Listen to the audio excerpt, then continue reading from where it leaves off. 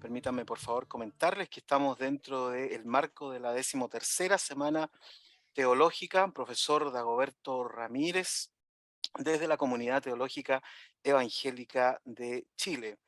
Hemos tenido hasta aquí un recorrido maravilloso, interesante, profundo y dialogístico, con distintas teologías, con distintas personas que proclaman también y viven esas teologías. Todo esto dentro del contexto de la Semana Teológica, en donde este año específicamente estamos hablando de las teologías contextuales en diálogo con, primero, teología y medio ambiente, en segundo lugar, justicia de género y teología, y también teología, diálogo interreligioso y derechos humanos. Estamos teniendo unos invitados de primer nivel que nos permiten pensar, reflexionar, avanzar, creer, ¿no? Creer también de otras formas, creer de vuelta en las personas también y en las cosas que creen. Creemos unos en los demás. Por lo tanto, en este diálogo y en este proceso dialogal vamos creciendo también como estudiantes, profesores, como comunidad. Y el tema de hoy es tremendamente interesante. Nos acompaña desde Alto de la Paz, en Bolivia, Sofía Chipana, quien está desde allá, ¿no? Desde las alturas. No hay mejor lugar, creo yo, a 4.000 metros de altura, que hablar de un tema que a todos, yo creo que de manera horizontal, nos mueve en algún sentido.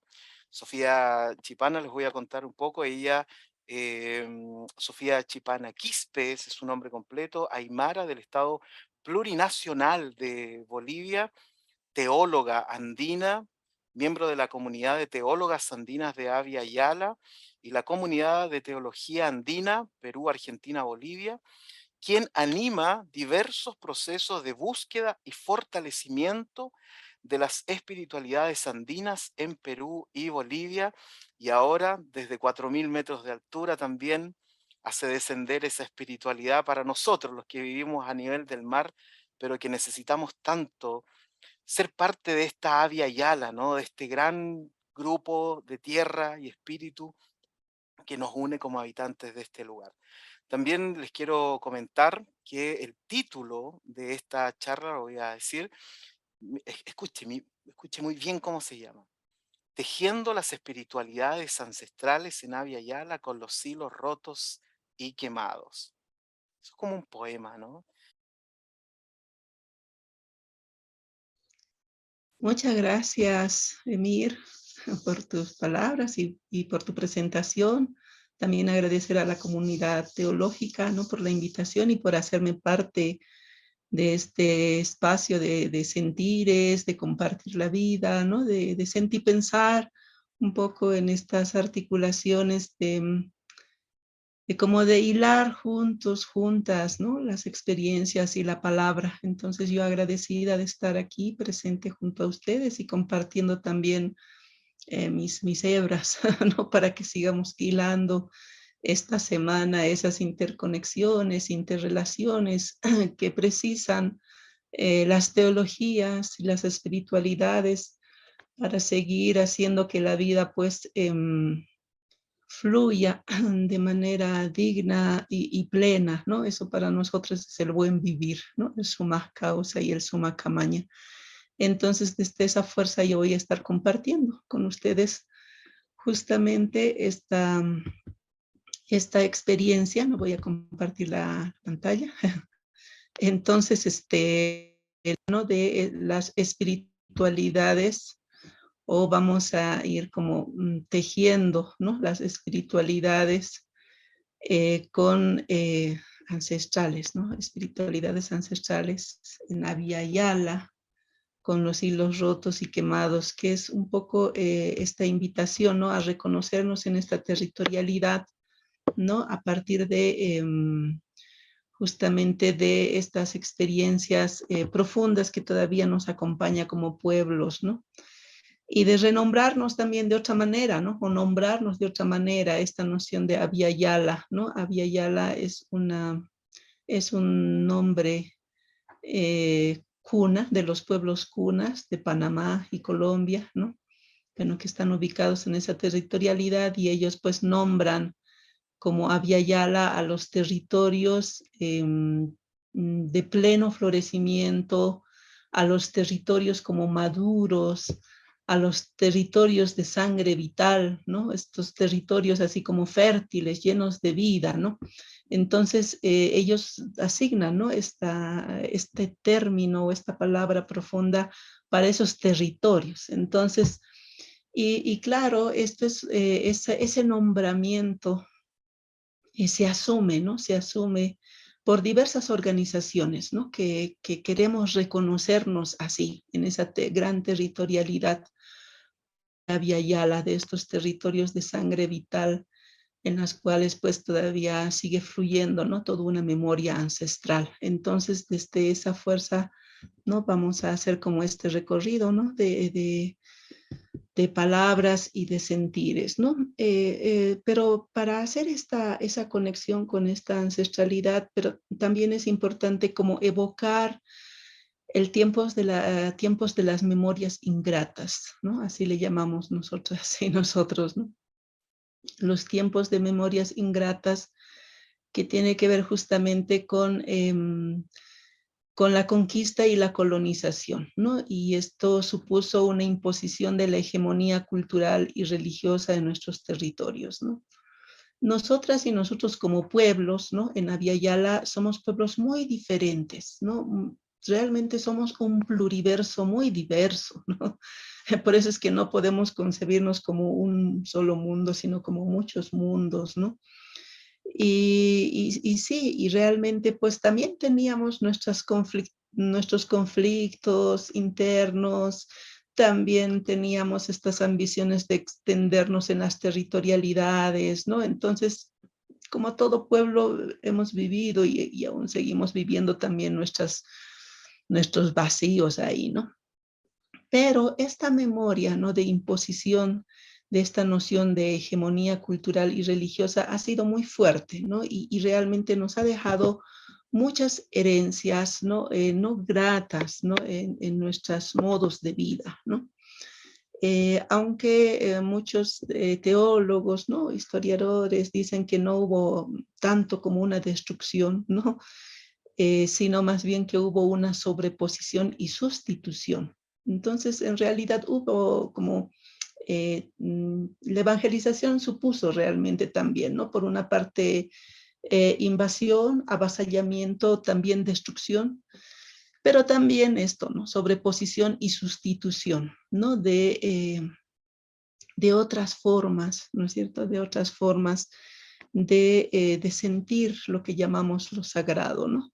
Entonces aquí Eliazar López, que es un sacerdote zapoteca que acompaña los procesos de teología india indígena, él dice pues que más que arrasar y derribar los templos y las manifestaciones indígenas religiosas, lo que hicieron fue bautizarlos poniendo encima o en primer lugar alguna expresión marcadamente cristiana, un nuevo templo, una nueva cruz o algún santo, ¿no? De modo que lo que ahí se realizará en adelante ya no estuviera dirigido a la divinidad indígena, sino al Dios cristiano, ¿no? Eso implicó, ¿no? La sobreposición o sustitución, ¿no? Y eso llevó a procesos también de asimilación y aculturación, ¿no? En nuestros pueblos. Aquí les pongo una imagen. Esta es una imagen de el Coricancha, que está en Cusco, ¿no? Y en Coricancha está el Templo del Sol y la Luna, ¿no? Todo lo que ustedes ven aquí en esta parte de abajo, ¿ya? Es justamente, ahí está ubicado el Templo del Sol y de la Luna, ¿no? Que era del estado Inca, ¿no? Entonces ellos tenían como mucha fuerza de conexión, ¿no? Con estas fuerzas de vida, ¿no? Del Sol y la Luna. Sí, y claro, y con la colonización lo que pasa es esto, ¿no? Se sobrepone un templo. Este es un templo, ¿no? Un templo católico grande, que es la iglesia de Santo Domingo, ¿no? Entonces está encima del templo, ¿no? el templo de los incas, ¿no? Del sol y la luna. Eso realmente supuso con muchos espacios sagrados, porque ustedes saben que los espacios sagrados no son cualquier sitio, sino son los espacios de plena energía vital, ¿no? Donde se siente como las fuerzas vitales de la vida, ¿no? Asignadas a, ya sea a fuentes de agua o a estas fuerzas mucho más telúricas, ¿no? O cósmicas. Entonces tienen su fuerza, tienen su sentir, ¿no? Estos espacios sagrados. Y bueno, pues esa es la experiencia que vivimos, ¿no? En estos territorios y que esa es la memoria que nos acompaña actualmente, ¿no? Entonces, y en muchas territorialidades ha pasado justamente eso, ¿no? Entonces tenemos como esa, ¿no? Esa fuerza. Y eso, esa memoria también y esa experiencia generó como tiempos de rupturas, ¿no? Y nosotros llamamos como de desarmonía cósmica, ¿no? Porque lo que hacemos nosotros y nosotras también influye, ¿no? En nuestras relaciones con el cosmos. Y desde esa noción, pues, ¿no? Vemos que hay la constitución del mundo de lo uno, ¿no? Entonces, en la constitución del mundo de lo uno, lo que me refiero es como a esta noción de plantear a un Dios, ¿no? Una verdad absoluta, una historia, una especie dominante, un sexo dominante, un idioma, una cultura, un saber, ¿no? Entonces, eso supuso como ese tiempo, ¿no? Como esta construcción de ese mundo de lo uno. ¿No? Y en esta construcción también, de algún modo, pues, ¿no? Se instauró unos sistemas, ¿no? De organización a partir del adueñamiento de la vida, ¿no? Entonces, todos estos sistemas como mucho más de feudalismo, capitalismo, extractivismo, estas nociones de desarrollo, no van a ser muy fuertes y todos están como vinculados a esto que Rita Segato llama como el adueñamiento de la vida, que es como eso, ¿no? Apropiarse de la vida y esa apropiación implica también, ¿no? Vender o comprar la vida. Entonces la vida se mercantiliza, ¿no? Y esa es como una noción fuertemente como que se ha impuesto en nuestros territorios, ¿no? Y por otra parte también vemos esta noción de la moral superior, ¿no? Entonces a partir de una religión hegemónica. Y esto es fuerte, ¿no? Esta noción de moral superior muchas veces no nos permite reconocernos que somos seres como comunidad humana, como, con mucha diversidad, pero que tenemos en esa diversidad también diversos modos de vivir, ¿no? Diversos modos de sentir lo sagrado, ¿no? Y claro, a partir de la religión hegemónica, toda esa diversidad como que se pierde, se diluye, ¿no? Y eso tiene que ver justamente con esta noción de la moral superior, ¿no? Del sentido de la superioridad. Eso que ha generado un poco esta noción del pensamiento binario y jerárquico, ¿no? Que separa las realidades y como realidades opuestas que no pueden, ¿no? Como convivir ni relacionarse, ¿no? Y sí, y también heredamos una fuerte espiritualidad dualista, ¿no? Entonces, esta espiritualidad dualista que representa un poco esta separación del espíritu y el cuerpo, ¿no? El cielo, la tierra, eh, el paraíso o el infierno, ¿no? Y así podemos ir, ¿no es cierto?, haciendo referencia a diversas como realidades que se separan y que se contraponen, ¿no? Entonces estamos como en este contexto y nuestros pueblos, ¿no? Los pueblos ancestrales, pueblos indígenas, ¿no? También somos parte de estos procesos, ¿no? Y por eso es que planteamos que son tiempos que se han generado rupturas y desarmonías en el cosmos, ¿no? Y desde esta noción, pues, planteamos, ¿no? Las espiritualidades ¿no? ancestrales en Abya Yala, ¿no?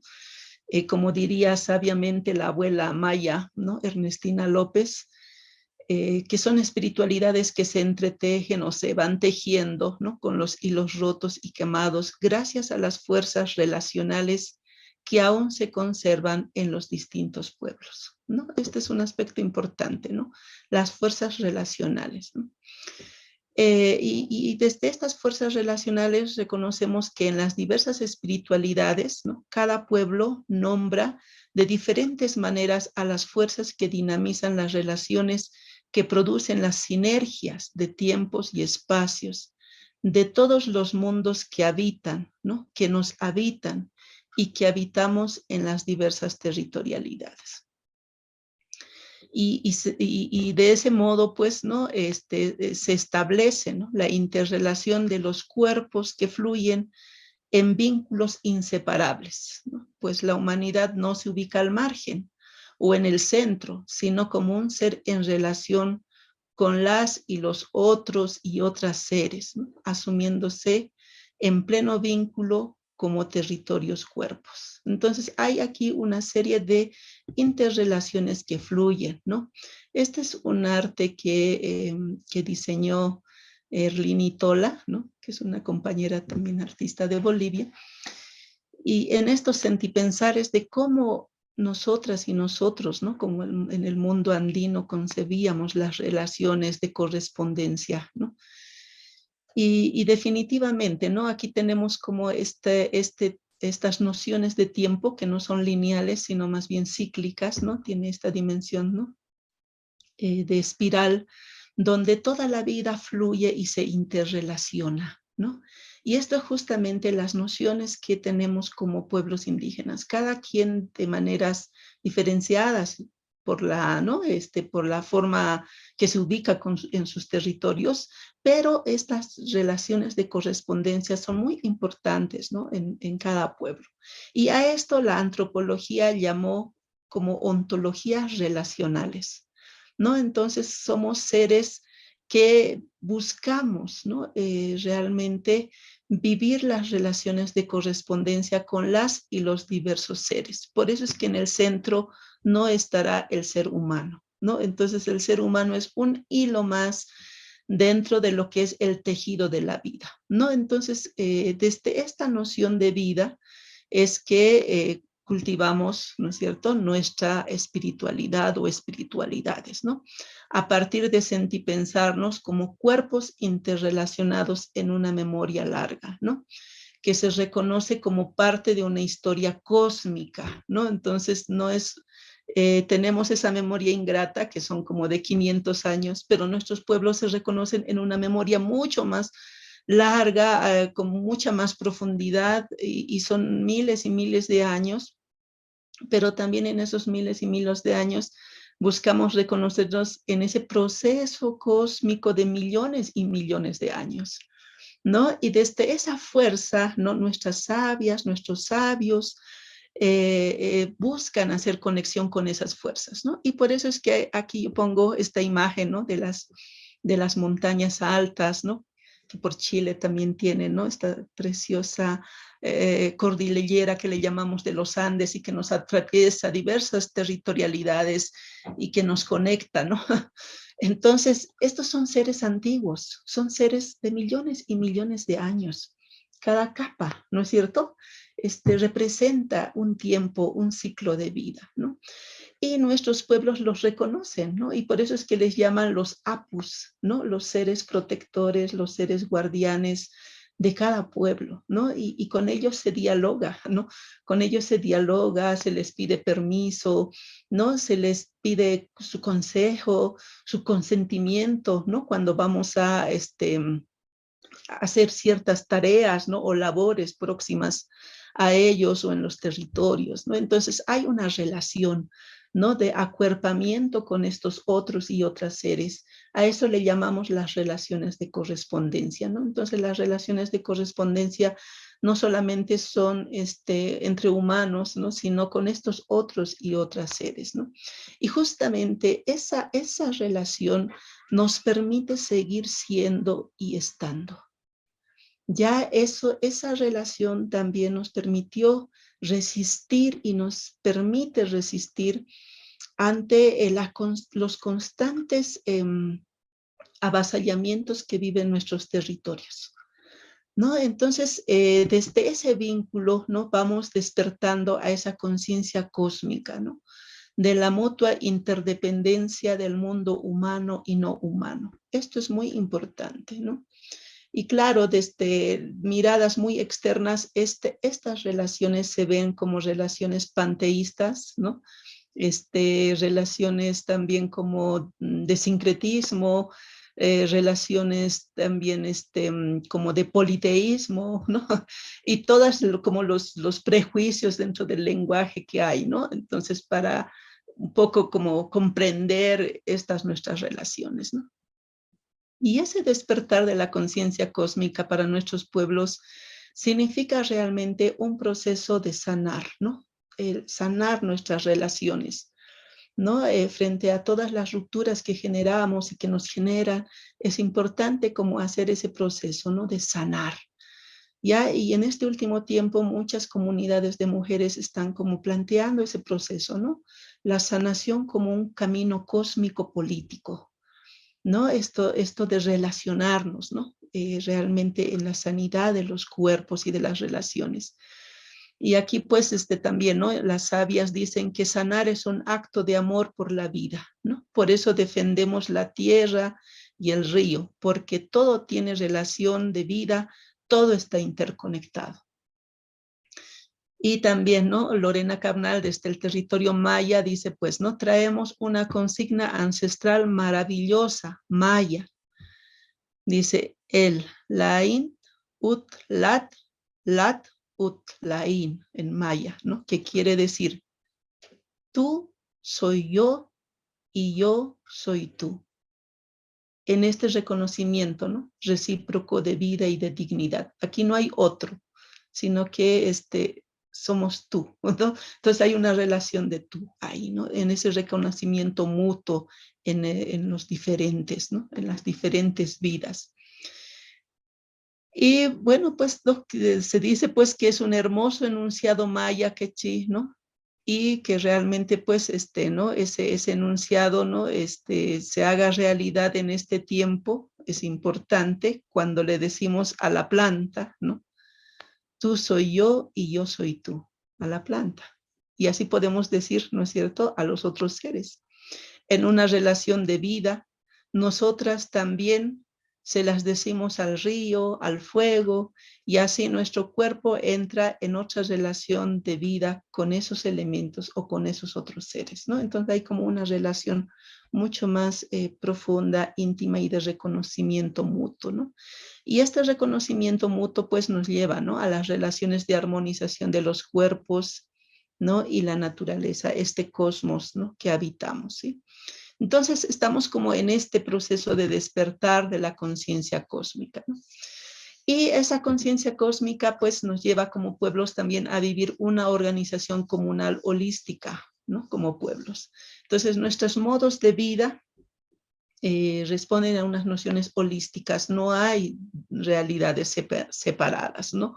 No hay nociones de sagrado y profano, ¿no? Sino todas las realidades fluyen, ¿no? Y desde esa concepción no holística de la vida se plantea que la espiritualidad indígena, según Silvia Marcos, que acompaña mucho las comunidades zapatistas en México y las diversas, ¿no? Organizaciones indígenas en México, plantea que nuestras espiritualidades no son asunto de iglesia, de devoción personal o de creencias individuales, sino es aquello que unifica e identifica a las colectividades, que les da cohesión. Es lo que se recupera de los ancestros, de las ancestras, lo que dota de sentido a sus luchas políticas y sociales. No es, en definitiva, una religión institucional. Entonces, esta forma, ¿no? O esta apreciación que tiene Silvia Marcos es muy acertada porque muchos de nuestros pueblos, casi en común acuerdo, se plantean esta noción de espiritualidad, pero que se distancia y se diferencia de esta noción de espiritualidad que tiene el cristianismo, ¿no? De plantear la espiritualidad desde este sentido de la fuerza vital, de la ruaj, ¿no? Cosa que en nuestros contextos es muy diferente, ¿no? Planteamos la espiritualidad a partir de las relaciones con las diversas fuerzas vitales, ¿no? Entonces no hay una fuerza vital, son diversas fuerzas vitales que nos acompañan y que hace posible que la vida fluya, ¿no? Eso es parte de las cosmovivencias de los pueblos. Y en ese sentido, pues también, ¿no? La práctica o las prácticas, la vivencia de la espiritualidad no se limita a un cierto campo o a ciertas instituciones y especialistas, sino que está presente en todos los aspectos de la vida, desde el nacimiento hasta la muerte, desde la siembra a la cosecha y, por supuesto, en todo lo que tiene que ver con la mejora de las condiciones de vida. Esto lo dice Joseph Esterman, ¿no? Y sí, esto es como estas nociones holísticas que estamos intentando recuperar a partir de nuestras espiritualidades relacionales, ¿no? Y desde estas espiritualidades relacionales se asume, ¿no?, la defensa de los territorios cuerpo y tierra. ¿Mm? Entonces, en muchos espacios estamos justamente asistiendo a una serie de imposiciones ¿no? De avasallamiento territorial y que tiene que ver con estas nociones de esas economías extractivistas y de estas nociones de desarrollo ilimitado que ve a la tierra como objeto de consumo, ¿no? Y como objeto de extracción. Entonces, en nuestras resistencias y en nuestras luchas, ¿no?, por defender el territorio, otorgándole el sentido que tiene, ¿no?, que es un ser vivo, que es un ser que nos acoge, que nos cobija y con la cual nos interrelacionamos. Las espiritualidades son importantes en ese caminar de resistencia y de luchas. O sea, nuestras espiritualidades no están al margen, ¿no?, de ellas. Y por eso es que Berta Cáceres nos decía, pues, ¿no?, que hemos aprendido a luchar en diversidad. Hemos aprendido a luchar con música, con ceremonias, con espiritualidad, donde nos acompañan nuestros ancestros, ancestras y nuestros nahuales, nuestros espíritus. No es, eso es. Creo que eso es lo que nos alienta y saber que aquí no hay otro planeta de repuesto, solo hay uno, ¿no? Entonces, esta necesidad de sentirnos parte, ¿no?, de la pacha, decimos los andinos, ¿no?, de esta pacha que nos cobija, ¿no? Entonces, la espiritualidad es la fuerza que sostiene nuestras resistencias, ¿no? Y por eso es que cuando Berta fue asesinada, nosotros dijimos que realmente Berta ha sido como una semilla que ha caído antes de tiempo, ¿no? Pero es esa semilla que después brota y que sostiene la vida, ¿no? Y así pasa con muchos de nuestros hermanos y hermanas que caen como semilla, ¿no? Pero no mueren, sino que siguen, ¿no?, en nuestras memorias, en nuestras resistencias, ¿no?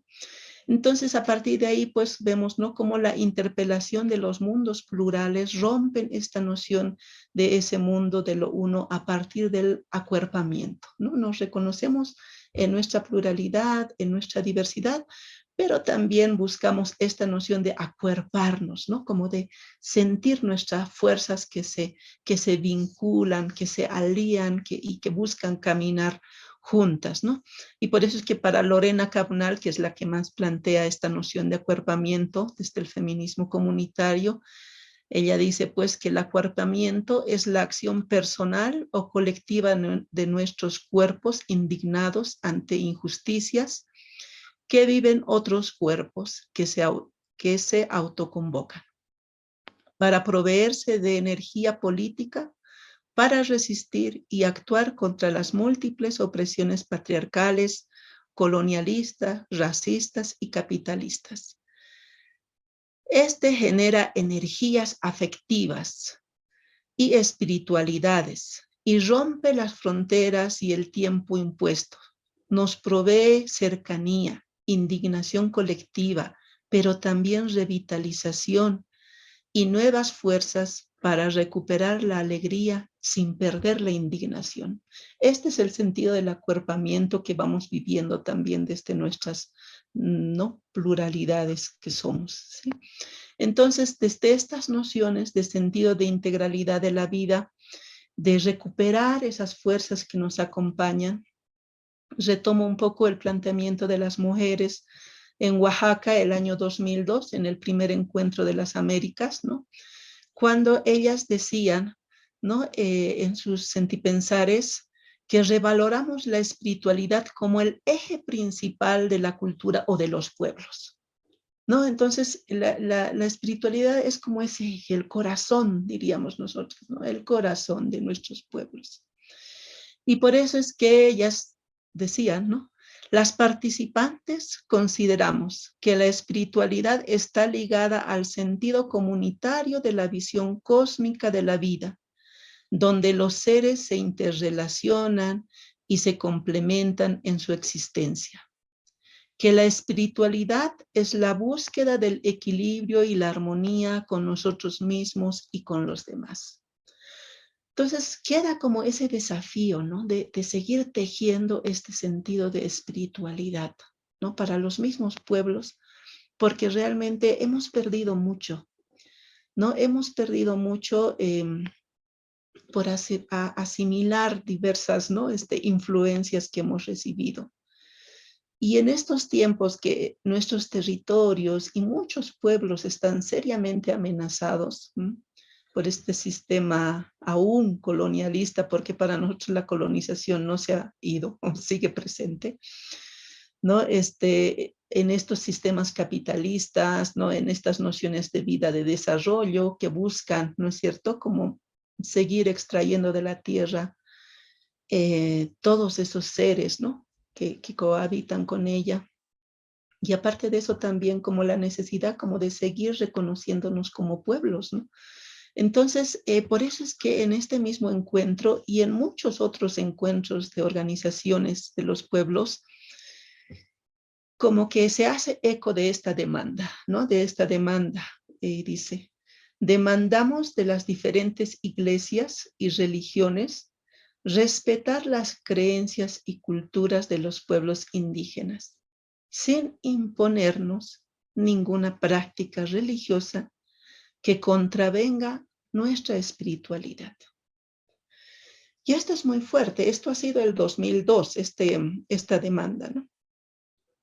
Y esta demanda en estos tiempos está tomando como mucha más fuerza, porque hay como una necesidad de la rearticulación de los pueblos a partir del sentido profundo de la espiritualidad ancestral. Porque si no trabajamos el sentido de la espiritualidad, nuestras formas y modos de ser quedan como folclorizados, ¿no? Y quedan dentro de un ámbito de lo museo, ¿no? Como que nos ven ahí, ¿no? Entonces, y no, lo que buscamos realmente como pueblos en estos tiempos es eso, articular nuestras fuerzas, articularnos como pueblos en nuestras organizaciones, ya rescatar la fuerza de nuestros saberes, de nuestras sabidurías que se entretejen, ¿no? En relación con las espiritualidades. Y es un desafío, porque realmente tenemos como muchos tiempos, ¿no? Que se han ido cortando y realmente muchos tiempos que mucha memoria, mucho saber se ha ido como quemando, ¿no? Entonces ahí estamos con este desafío también, ¿no? De sentipensarnos nuevamente, ¿no? De mirar cómo estamos haciendo camino. Y ahí vamos a rescatar principios de vida, ¿no? Entonces hay muchos realmente aspectos que hemos perdido en nuestras cosmovivencias, pero nos acompaña una memoria ancestral, ¿no? Y ahí, desde esta memoria ancestral, estamos rescatando los principios de vida, ¿no? Estos principios, uno que es fundamental, que es que todo tiene vida, ¿no? Todo tiene vida, dicen los abuelos, todo, porque todos los seres están atravesados por esas fuerzas vitales, ¿no? Y por esas fuerzas, ¿no? Ancestrales, ¿no? Que les acompañan y que han hecho un recorrido largo en la vida. Entonces, este reconocimiento es importante, ¿no? Y esta noción de que todo tiene vida también nos lleva a sentir, pensar la vida como desde su sacralidad, ¿no? La sacralidad de la vida, que va a ser importante. Y esta noción de sacralidad nos lleva al respeto, ¿no? Nos lleva a reconocer que los otros y los otros tienen su dignidad, ¿no? El otro principio es que todo tiene su tiempo y su lugar. Todo tiene su tiempo y su lugar. Esta noción está muy emparentada a la noción de equilibrio y armonía, ¿no? De darle todo su tiempo y su lugar.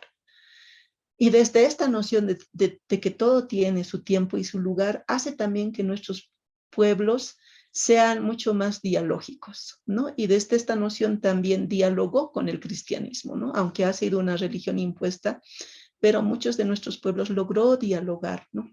Con las nociones de los símbolos y las formas cristianas.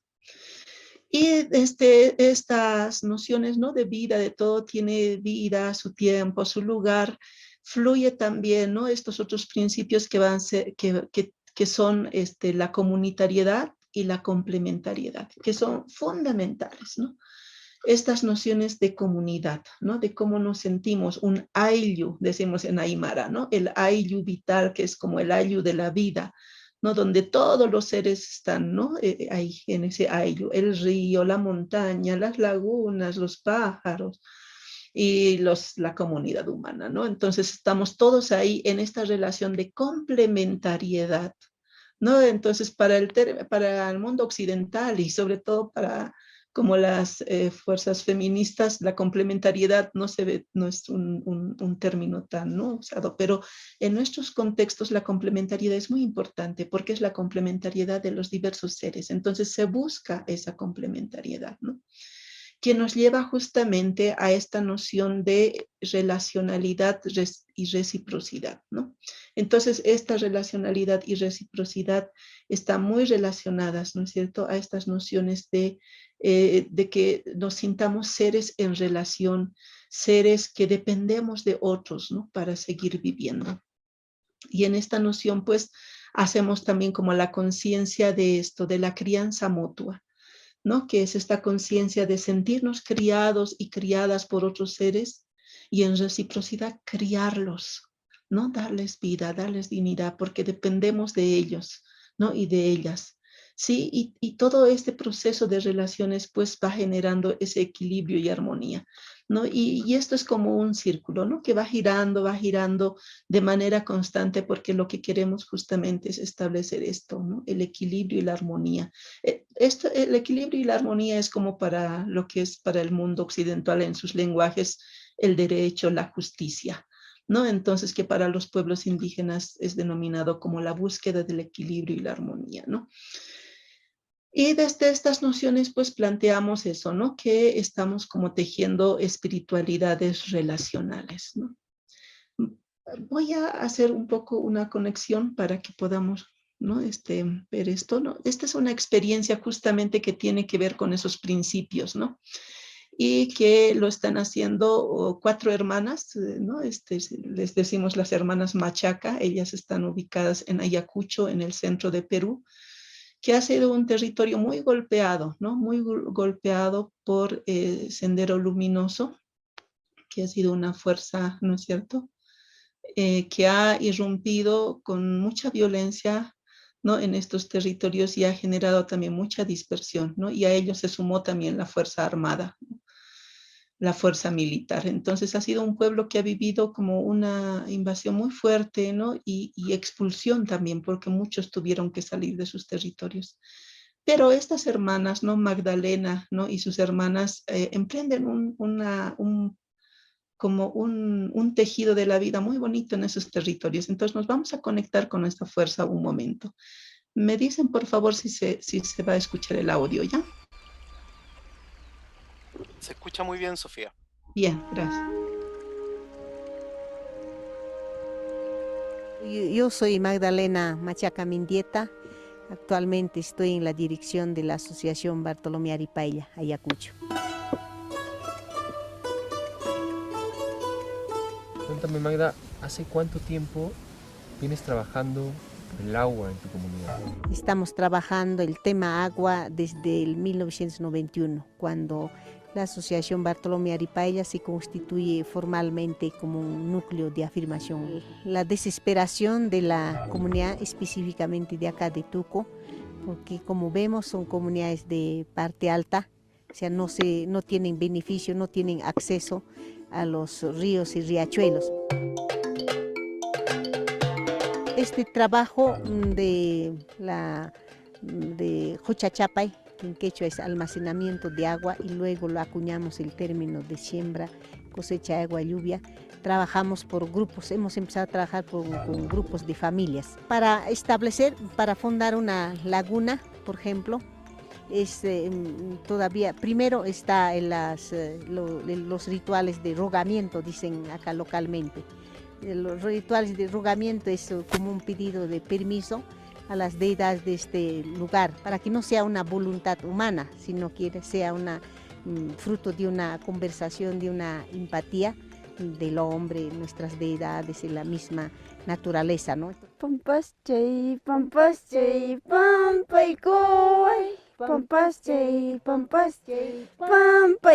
Antes, esta parte que vamos a ver no eran áreas agrícolas. Todavía tenían que ir a proveerse caminando 4 horas, 2 horas de caminata, tenían que traer la comida, ¿no? O de la misma zona baja, pero ahora tienen sus cultivos atrás de la casa.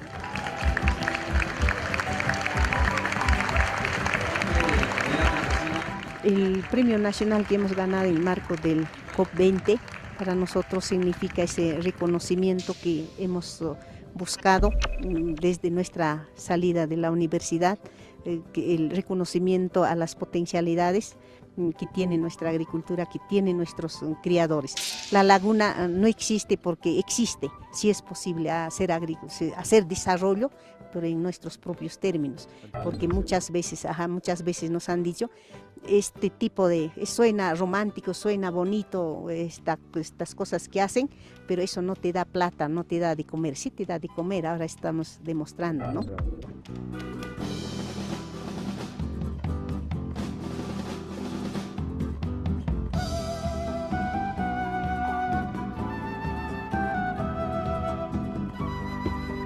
Bien, desde esa experiencia, ¿no? de criar la vida, ellas están haciendo justamente esa experiencia de sembrar y cosechar agua, ¿no? Y es una experiencia que se está transmitiendo ¿no? en muchos territorios, sobre todo en lo que decimos como las cabeceras de cuenca, ¿no? Entonces, una experiencia que se está compartiendo en muchas territorialidades y que están acompañadas, como verán, justamente de toda una ritualidad, y esa ritualidad es parte de las espiritualidades, ¿no?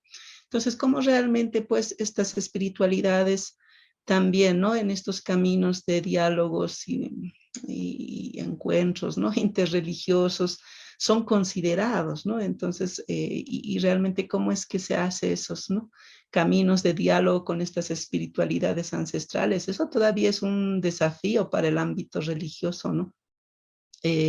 Aquí les ponía esta imagen, que es la imagen de un pintor nigeriano, ¿no? Y él un poco plantea en esta imagen eso, ¿no? El encuentro justamente de diversas, ¿no? Espiritualidades, de diversos seres, ¿no? Y aquí vemos, ¿no? Como diversos seres, ellos, ¿no? Cada ser lleva otros seres, y estos son estos seres que están también como en peligros de extinción, ¿no? Y como desde estas otras formas de espiritualidades que cuidan la vida, también hacen conexión con esta espiritualidad que sería del cristianismo, ¿no? O las otras religiones.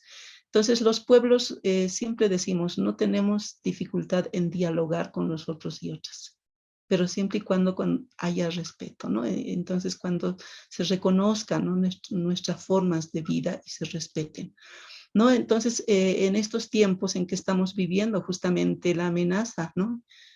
Contra la vida, ¿no? Que es lo que aquí también, ¿no? Este pintor expone, ¿no? Cómo es que la vida está siendo amenazada y destruida, es necesario, ¿no? Estos caminos de encuentro y diálogo, ¿sí? Entonces, y voy a extraer nomás algunas palabras antes de terminar, ¿no? De los encuentros que tenemos en los procesos de teologías indias o indígenas, ¿no? Este extracto es muy significativo.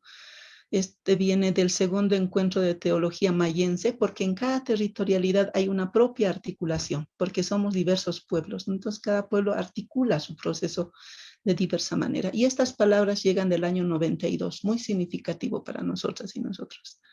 Dice: hoy hemos visto con inmenso dolor el llanto en los ojos de nuestros abuelos y abuelas quienes han estado conservando en el corazón de nuestras montañas las raíces originales de nuestro árbol maya. Ellos, cuando nos miran a nosotros, sus hijos y sus hijas, sus retoños, ya casi no nos reconocen. Ustedes han abandonado nuestra religión a cambio de una religión extraña, que mientras hablaba de amor, mataba, que mientras hablaba de respeto, profanaba. A pesar de todo, ustedes son nuestra familia y los amamos, pero el perdón no lo podemos dar nosotros en nombre de nuestro pueblo. Antes es necesario que reconozcan sus pecados, que lo sepa el pueblo, que cambien en acciones sus palabras. Pedimos respeto, el respeto que siempre nosotros hemos tenido a las iglesias católica y protestante, pero no lo hemos recibido a cambio. Todavía nos llaman brujos, idólatras. Es necesario sentarnos a dialogar. Será un largo proceso de reconciliación y sanación de heridas, ¿no? Entonces, este es un proceso que implica hacer, ¿no? El proceso de encuentro va a implicar eso, sentarnos y dialogar, y lo que dice esta sabiduría de los abuelos y abuelas, ¿no? Para vivir un proceso de reconciliación, ¿no? Y en este mismo sentido también, en el año 90, en el primer encuentro de teología india o indígena en México, se planteaba, ¿no? Que la Biblia, dice, pues, ¿no? Es signo de vida, ¿no? Y lo está haciendo, pero también es signo de muerte. Esta ambivalencia, ¿no? Que siempre ha tenido también estas nuestras formas, ¿no? De vivir el cristianismo, ¿no? Como signos de vida, pero también como signos de muerte, ¿no? Y decían, ¿no? Que la Biblia como texto, ¿no? Que se reconoce sagrado en el cristianismo, es signo de vida cuando potencia la vida comunitaria de los pueblos indígenas, cuando fortalece la vida, la lógica indígena, creando los servicios ministeriales que requiere el pueblo, cuando potencia la tradición y los relatos de la propia cultura, cuando potencia la solidaridad interétnica, produce vida cuando ayuda a rescatar la tradición, ayuda a leer la propia historia, los mitos, las fiestas, de modo que se pueda afrontar el momento presente para salir de la opresión y caminar hacia la liberación. En este sentido, la Biblia se enriquece con la revelación de los pueblos indígenas, con la interpretación que de ella hacen desde su propia cultura. Entonces, este es un cambio en nuestras nociones, ¿no? En las nociones que a veces tiene el cristianismo de llevar, pues, ¿no? Sus formas, pero aquí no es una forma que se va a llevar como, ¿no? En el sentido como de evangelizar a los otros, ¿no? De convertir a los otros, sino de qué modo ese mensaje es como para el mismo cristianismo, ¿no es cierto? Para el mismo cristianismo que, ¿no es cierto?, que se abre, ¿no? A estos otros modos de ser, ¿no?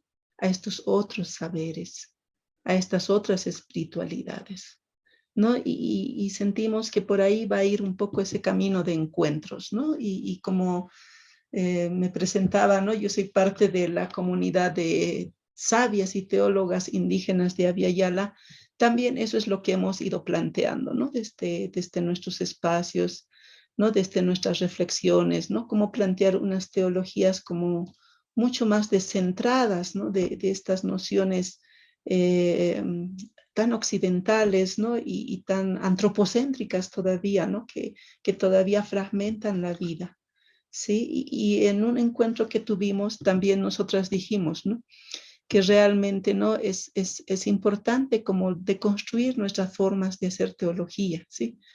Entonces, ahí les voy a leer un poco lo que dijimos en nuestra palabra de vida, y con esto voy a terminar. Dice: desde nuestra interioridad buscamos resistir a las realidades de injusticia, exclusión, avasallamiento de los territorios, enajenamiento de las identidades y todas aquellas situaciones que atentan a la vida plena, digna de todas las comunidades de vida. hacemos un llamado a los teólogos y teólogas a deconstruir su teología antropocéntrica, que desarraiga de la tierra y de la relación armónica con las y los otros seres, y a tejer unas teologías impregnadas del buen vivir que genera los vínculos con la tierra, porque somos parte de ella, somos tierra. Bueno, esa es un poco la palabra que ofrecíamos en nuestro encuentro el 2013, ¿no? Y con estas palabras yo cierro aquí un poco la palabra y podemos después dialogar, ¿no? Entonces, muchas gracias, Emir. Ya dejo la palabra y podemos aperturar a que otros y otras también puedan ofrecernos la suya.